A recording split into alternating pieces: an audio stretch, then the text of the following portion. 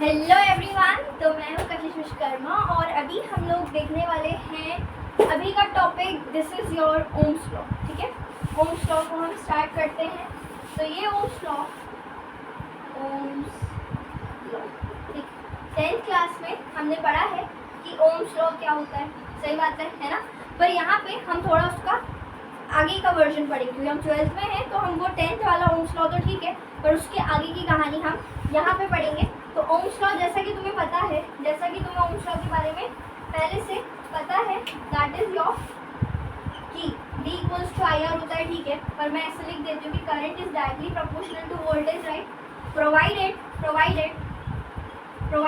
क्या होता है, टेम्परेचर जो रहता है वो कांस्टेंट होना चाहिए, क्योंकि अगर तुम टेम्परेचर में छेड़छाड़ करोगे, टेम्परेचर बदलोगे, तो वोल्टेज भी बदलेगा और करंट भी बदलेगा। ठीक है, तो ये तो क्या होगा, इसमें चेंजेस आ जाएगा, मतलब तब डायरेक्टली प्रोपोर्शनल नहीं होगा।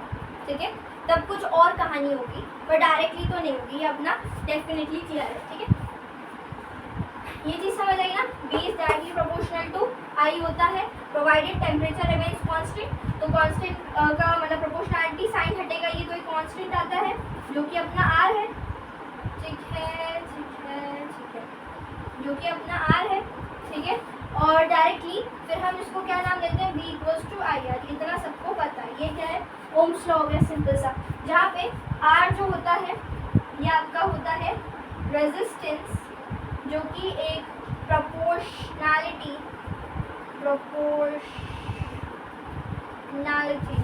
कांस्टेंट होता है, राइट।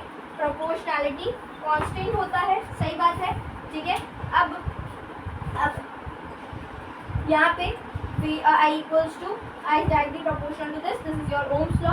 यहाँ पे जो रेजिस्टेंस है ना, ये वाला, ये ना तो वोल्टेज पे डिपेंड करता है ना कि करंट पे डिपेंड करता है। अब तुम बोलो मैम ऐसे कैसे हो सकता है, जब हम लोग ये पढ़ रहे हैं कि यहाँ पे जब अपन I बदलेंगे, ठीक है, तो V भी बदलेगा, I तो और V बदलेगा तो I भी बदलेगा।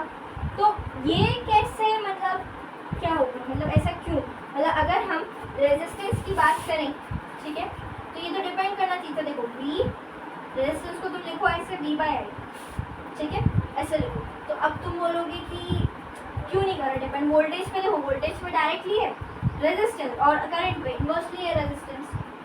मतलब हम ऐसे बोल सकते हैं R is directly proportional to V and R is inversely proportional to I। ऐसा क्यों नहीं बोल रहे, रीजन समझो। यहाँ पे ऐसे क्यों नहीं बोल सकते, क्योंकि यहाँ पे I is directly proportional to V लिखा है। ठीक है, मतलब जैसे करंट अगर बढ़ाओगे, 10 एम्पियर करंट बढ़ाया तो 10 से ये भी बढ़ जाएगा ना वोल्टेज। इसका मतलब अगर करंट की वैल्यू 10 से बढ़ाइए, वोल्टेज की भी 10 से बढ़ाओगे, कैंसिल हो गया, तो रेशियो सेम आ गया। ठीक है, तो इससे हमें ये समझ आ रहा है। अब तुम उन्हें यकीन नहीं हो रहा तो कोई और वैल्यू ले लो, वोल्टेज 50 से करो, ये भी 50 से करो, सेम आ रहा है ना। तो क्या हो रहा है कि तुम कितना भी कर लो, लेकिन क्योंकि डायरेक्टली प्रोपोर्शनल है, तो इसका जो रेशियो होगा दैट विल बी कांस्टेंट। तुम कोई भी वैल्यू रख लो but ratio remains the constant. तो R यहाँ पे अपन लिखते भी हैं, क्या लिखते हैं कि R does not depend on V and I। ठीक है, बट अब फिर इस पे नहीं करेगा तो कहाँ करेगा फिर ये, इट डिपेंड्स ऑन, इस पर डिपेंड करेगा। बात को समझना, नेचर ऑफ मटेरियल का नेचर क्या है ना। मटेरियल का नेचर क्या है, डायमेंशन जो है कंडक्टर का उस पे करेगा, टेम्परेचर पे भी डिपेंड करता है, पर अभी फिलहाल तो अपन उसको कांस्टेंट रख दिया है तो इसकी अपन बात नहीं करेंगे। लेकिन ठीक है, इन पे R डिपेंड करता है, क्योंकि टेम्परेचर बढ़ाओगे रेजिस्टेंस पे असर आएगा, ऑब्वियसली आएगा, है ना। और तो ये वो कंडीशन है, ये डिपेंड करेगा रेजिस्टर इस पे, ये इन पे डिपेंड करेगा ना कि इस पे, क्योंकि इसका जो ये कांस्टेंट रहेगा तो सेम हो जाएगा ना, रेशियो सेम हो जाएगा। ओके, अब आप इतना नोट करो उसको जल्दी से, कर लिया, स्क्रीनशॉट लो, नोट करो। चलो नेक्स्ट, अब हम देख लेते हैं जल्दी से ओम्स लॉ के आगे की कहानी। ठीक, अभी थोड़ा सा आगे का ओम्स लॉ पढ़ेंगे। ठीक है, मतलब अब आगे की कहानी है जो यूज होगी।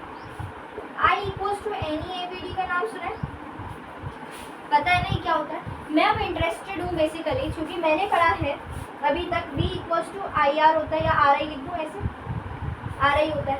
अब इस आर की वैल्यू क्या होगी, इसकी वैल्यू निकालेंगे अपन, ठीक है। तो अभी हम लोग क्या कर रहे हैं, वैल्यू ऑफ आर फाइंड करेंगे, ठीक है। देखो यहाँ से नीचे नीचे अपन करते जाएंगे, देखते जाना है ना, नजरें। तो आर की वैल्यू निकालनी है, कैसे? इसका एक्सप्रेशन का इस्तेमाल करके हम निकालने वाले हैं। तुम्हें पता है बी डी इक्वल्स टू क्या होता है, ई टाउ बाय एम होता है, पता है ना, ड्रिफ्ट वेलोसिटी पढ़ा है अपन ने। यहाँ पे सब्स्टिट्यूट कर दो उसको, तो ई टाउ बाय एम हो गया, ठीक है। और ये जो एन होता है ये क्या होता है, n is number of electron per unit volume होता है, राइट, पर यूनिट वॉल्यूम होता है। या फिर एक काम करो, एन को मत रिप्लेस करो, ठीक है, एन को मत करो, एक काम करो, दो उसको छोड़ो, वो तो एन तो होता है ये पर यूनिट वॉल्यूम को, ठीक है। अपन क्या करते हैं, अपन इस ई को कर लेते हैं, ठीक है। अब देखो यहाँ देखना, एन ई का तो स्क्वायर कर दो ना इसका, ठीक है। अब ई को हम क्या लिख सकते हैं, हमें करंट इलेक्ट्रिसिटी तो ठीक है अपन ने पढ़ा है, उससे पहले दो रिवाइंड मारो।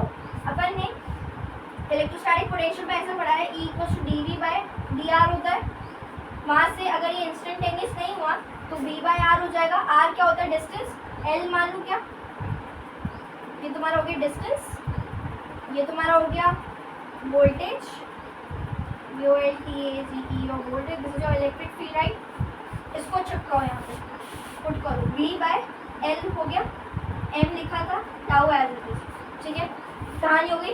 कंपेयर इससे करना है तो V को रखो, बाकी सबको उधर भेजो, ठीक है। तो क्या हो जाएगा, V इक्वल्स टू में ML ऊपर, ठीक है, I वहीं पे, ये पूरी टर्म नीचे, NE स्क्वायर A टाउ, ये हो गया, ठीक है। उठाओ इसको, this is your equation 1, this is your equation 2। Comparing from 1 and 2 से कंपेयर कर लो, ठीक है। तो R तुम्हें यहाँ से क्या मिल गया, ये देखो, तो R इक्वल्स टू में ML upon NE square A tau. ये आपके जो 2024 है ना, उसमें फिजिक्स के पेपर में ये आया है, ठीक है। ये रिलेशन आगे प्रूफ करने को ऐसा आया है, ठीक है। तो देख लो उसको अच्छे से, ठीक है, बैठे दिमाग में बात समझ आई। अब आगे देखो, आगे यहाँ से अपन को पता है कि ये L है, ये A है। वापस आ जाओ, यहाँ पे देखना है ना, R equals to rho L by ये होता है ना, जहाँ पे पढ़ना ये रो जो होता है, दिस इज योर स्पेसिफिक, यहाँ लिख देती हूँ, स्पेसिफिक रेजिस्टेंस या फिर रेजिस्टिविटी होता है, राइट, है ना, पता है ना ये तो तुम्हें। तो ये होता है। अब अपन क्या करेंगे, L को अलग A को अलग कर दो, तो R इक्वल्स टू में L और A बाहर कर दिया मैंने, M NE स्क्वायर टाउ।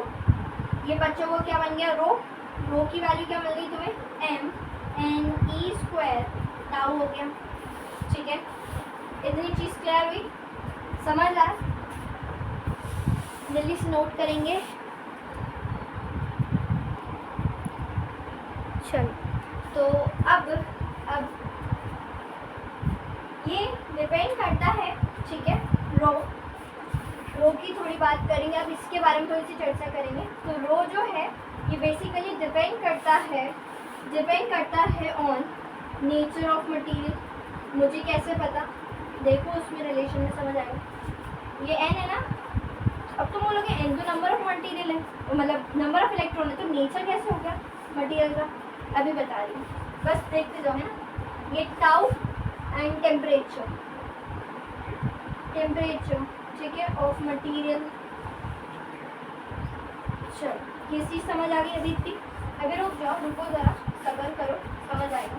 अब देखो, यूनिट क्या है, यूनिट होती है इसकी ओम मीटर, रेजिस्टेंस की ओम होती है, रेजिस्टिविटी की ओम मीटर होती है, सिंपल सी बात है। अब देखो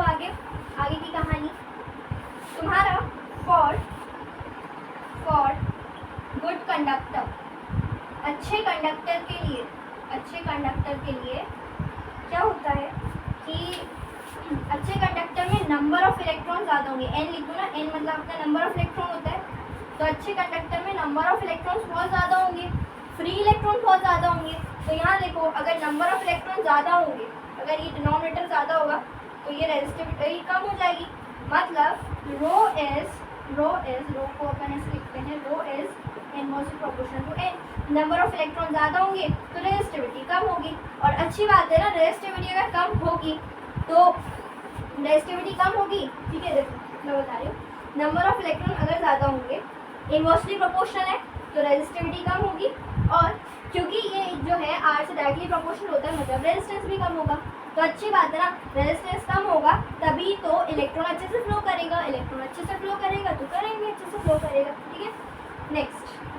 नेक्स्ट देखते हैं इसी में, तो ये अपना मटेरियल हो गया, तो अच्छा मटेरियल था तो नंबर ऑफ इलेक्ट्रॉन ज़्यादा थे, तो n को अपन ने मटेरियल मान लिया, मतलब ऐसा कि मटेरियल एज्यूम कर लिया कि हाँ नंबर ऑफ इलेक्ट्रॉन ज़्यादा थे तो वो पर्टिकुलर मटेरियल अच्छा था। पर्टिकुलर मटेरियल में एग्जांपल तो तुम्हें पता ही है, कॉपर हो गया, फिर अपना सिल्वर हो गया, एक्सेट्रा एक्सेट्रा, है ना। तो नेक्स्ट अपना है टेम्परेचर पे देखें डिपेंडेंसी कैसी है, ठीक है। मैं हर चीज़ शॉर्ट में लिख रही हूँ, ज़्यादा लॉन्ग में नहीं कर रही हूँ, ठीक है। तो टेम्परेचर, ठीक है, देखो टेम्परेचर टाउ से देखते हैं, टाउ रिलैक्सेशन टाइम होता है, ये अगर नहीं पता ना तो ड्रिफ्ट वेलोसिटी में जाके देखना, थोड़ा अच्छे से समझ आएगा, ठीक है। देखो टाउ अगर जो है रिलैक्सेशन टाइम, अगर वो पहली बात अपन टेम्परेचर को अगर बढ़ा रहे हैं, ठीक है, टेम्परेचर मैंने बढ़ाया तो रिलैक्सेशन टाइम कम होगा। क्यों कम होगा? क्योंकि इलेक्ट्रॉन रिलैक्स नहीं कर पाएंगे, क्योंकि वो हीट मिलेगी, जल्दी भागना चालू करेंगे, गर्माहट दोगे वो भागते जाएंगे इधर उधर। रिलैक्स करेंगे? बिल्कुल नहीं करेंगे, तो रिलैक्सेशन टाइम कम हो जाएगा। रिलैक्सेशन टाइम कम हो गया मतलब इसका मतलब ये कम हो गया और ये बढ़ गया, रो बढ़ गया। तो टाउ कम होने से, ये कम होने से रो बढ़ गया, तो रो बढ़ गया, और ये रो बढ़ जाएगा तो ये देखो आर भी बढ़ जाएगा, तो रेजिस्टिविटी मतलब रेजिस्टेंस भी बढ़ जाएगा। रेजिस्टिविटी बढ़ी, रेजिस्टेंस भी बढ़ गया। ये देखो सीधा देखा, मतलब इसको कंपेयर करने के लिए अपन ने यहाँ से देख के बता दिया है ना, R is directly proportional to temperature. इसके लिए अच्छे कंडक्टर के लिए, ठीक है। यहाँ से थ्योरी वाले क्वेश्चन बन जाते हैं, ठीक है, असर्शन रीजन में भी आ जाते हैं क्वेश्चन। तो ये वाला जो कॉन्सेप्ट है ये तुम्हें क्लियर होना चाहिए, एंड आई होप हो भी गया होगा, क्योंकि कुछ है नहीं, यहीं से देख रहे हैं अपन को, सिंपल सी चीज़ है, ठीक है। नोट करो उसको जल्दी से, ठीक है, हो गया नोट। आ जाओ नेक्स्ट है हमारा कंडक्टिविटी, ठीक है। नेक्स्ट क्या है? कंडक्टिविटी।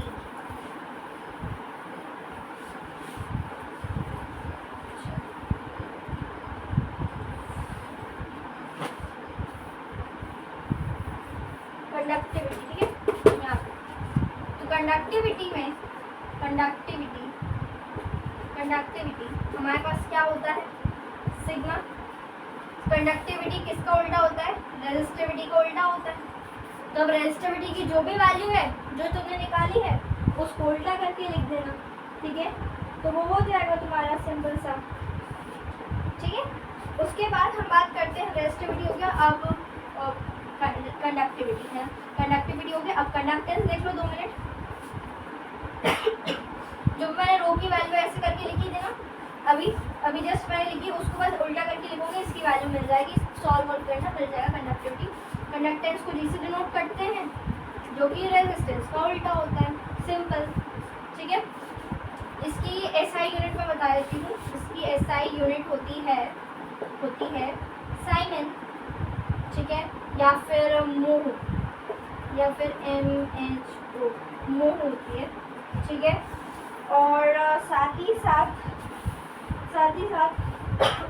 अगर हम यहाँ पे देखें तो ये रेजिस्टेंस दिख रहा है, ओम है ना, इसको ऊपर ले जाओगे तो ओम इनवर्स भी हो जाएगा, ठीक है। ये हो गई, या तो उसको वर्ड में लिख दो ऐसे करके, ऐसे भी लिख सकते हो, ओम इनवर्स, जो अच्छा लगे तुम्हारी चॉइस है, लिख सकते हो, ठीक है। अब नेक्स्ट अपने पास क्या आता है? नेक्स्ट अपन कर रहे हैं थोड़ा सा इसका एक ग्राफ देख लेते हैं, ठीक है। इसका नहीं, मतलब एक जनरल में बता रही हूँ, अलग से टॉपिक है ये वाला, थोड़ा सा ग्राफ। जैसे अगर हम V और I के बीच का ग्राफ बनाए, तो इसका मुझे जो स्लोप मिलेगा ना वो मिलेगा मुझे रेजिस्टेंस, स्ट्रेट लाइन ही मिलेगा। देखो v इक्वल्स टू में आर आई होता है, राइट, ठीक है। अगर मैं v अपॉन आई कर दूँ तो मुझे क्या मिल रहा है, रेजिस्टेंस। और तुम्हें पता है स्लोप निकालने का फॉर्मूला होता है, सब लोग सुन लो अच्छे से, delta Y upon delta X, change in Y upon change in X, ठीक है। वाई पे कौन है तुम्हारा, v है, एक्स पे कौन है तुम्हारे पास, ये देखो आई है, तो v अपॉन आई क्या हो गया तुम्हारा, r हो गया। समझ आया, इससे स्लोप अपन को क्या मिला, तो v और i के ग्राफ से तुम्हें स्लोप मिलता है रेजिस्टेंस, ठीक, क्लियर है। अब यहाँ देख लो, इधर देखो, यहाँ ध्यान दो, है। और यहाँ पे तुम्हें यहाँ पे जो ग्राफ होगा i वर्सेस v का, वो तुम्हें देगा कंडक्टेंस। कैसे, देखो स्लोप का फॉर्मूला पता है क्या होता है, delta Y by delta X, ठीक है।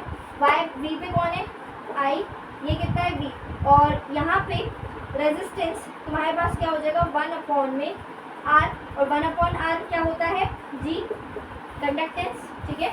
तो इससे तुम्हें क्या मिला, मतलब कंडक्टेंस मिल गया। तो ऐसे एग्जाम में आ सकता है कि इसका स्लोप क्या होता है, तुम्हें कभी बार कंफ्यूज करने के लिए i और v नीचे देते हैं, पर अपन को कंफ्यूज नहीं होता क्योंकि हमें पता है कि ये कंडक्टेंस होता है ना। इसको याद कैसे रखोगे तुम, याद ऐसे रखना, ठीक है, जैसे तुम्हें याद रहे, मैं ट्रिक बताती हूँ, ठीक है। v equals to I R होता है ना, तो ऐसे याद रखना, जब तुम v और i का ग्राफ बनाओगे तो r मिलेगा स्लोप, ठीक है, याद हो गया। चलो नोट करो उसको जल्दी से, ठीक है।